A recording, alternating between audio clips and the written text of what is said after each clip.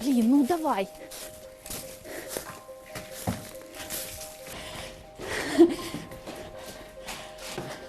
«89-й угадала!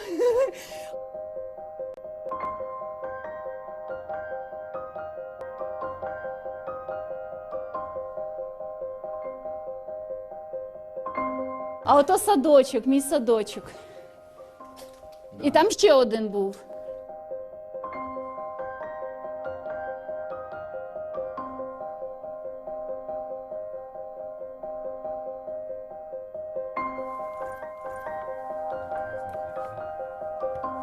Що, ще не те?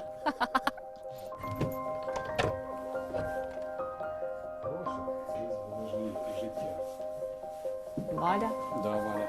Це літо 86-го року. Я була тут, а батьки працювали там. А потім був Київ, ми переїхали і все почали будувати спочатку. Ну, батьки ще дуже довго говорили, що ми повернемося, що все буде добре. А потім якось так сталося, що вони захворіли.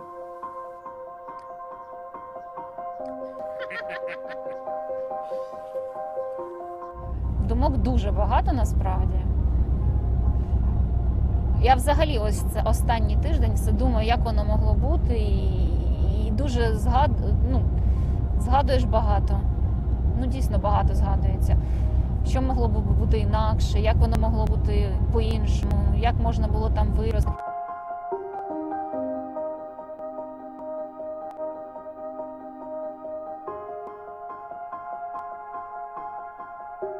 You know, for me it's like very sensitive and something painful and really painful, and I don't understand how people can sell and buy such souvenirs.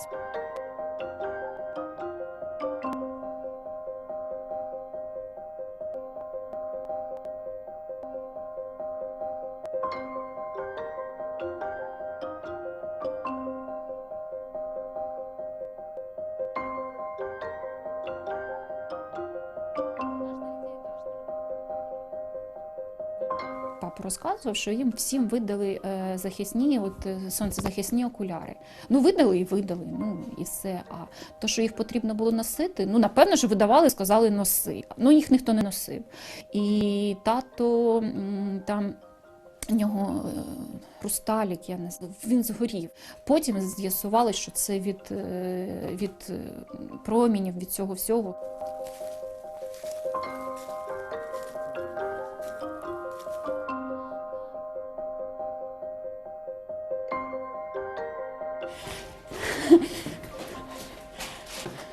«89-й угадала!